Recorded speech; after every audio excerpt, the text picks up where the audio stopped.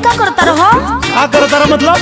अरे होली के दिन रंग डालता नहीं और क्या करता? दिमाग खराब बता है, रंग डालता रहो। देखो तारा का पहनले बनी हम। का पहनले बाड़ू? अरे लखनऊआ लहंगा है। लखनऊआ लहंगा तब?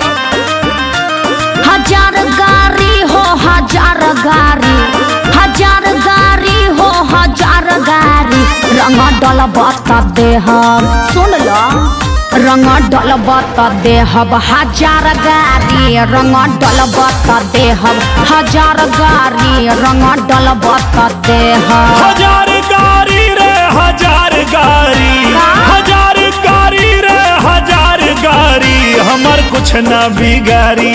सुनला बोला, हमार कुछ ना बिगाड़ी तोहार गाड़ी, हमार कुछ ना बिगाड़ी। हजार गाड़ी हमार कुछ ना बिगाड़ी। तो के जितना गरियावे के है गरियाला। अच्छा, लेकिन आज हम छोड़े वाला नहीं।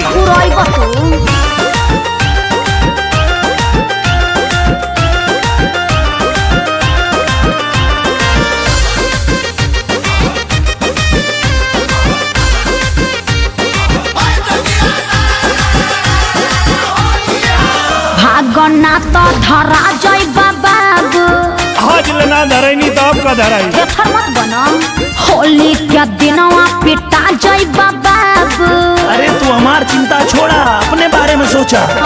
रंग डलवैबू ना फागुन के अंदर, अगला जन्मवा में हो खबूछा छुंदर, घूमे के पड़ी नवदान नारी। देखिया सिसवा बहुत मारी। अरे ऊ का मारी? ऊ प्यारे लाल कवि जी के साथे बैठ के दारू पिया था। रंग डलबा दे हम हजार गाड़ी, हमार कुछ ना बिगाड़ी तोहार गाड़ी, हमार कुछ ना बिगाड़ी। अरे गाड़ी तो कुछ ना बिगाड़ी, बाकी हो जाई बेटा मारा मारी।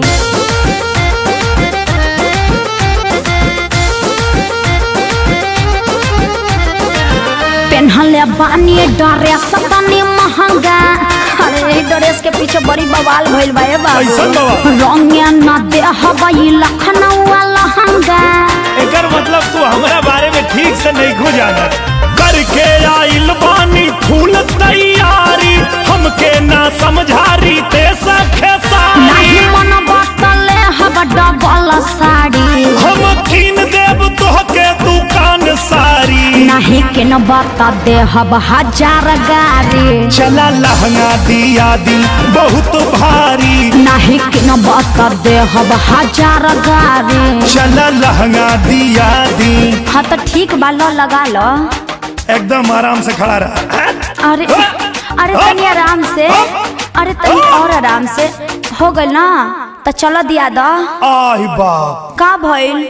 एक बात बतावल तो भुलाइए गई। कौन बात? आज बंद बाए रनिया दुकान सारी, आज बंद बाए रानी दुकान सारी, आज बंद बाहो रनिया। काल दिवा दे। भाग, झूठा कहीं का भगवा की नहीं। अरे अरे मतलब होली के दिन दुकान बंद रहेला तो के ना मालूम? भाग यहाँ से, ठगेरा कहीं का।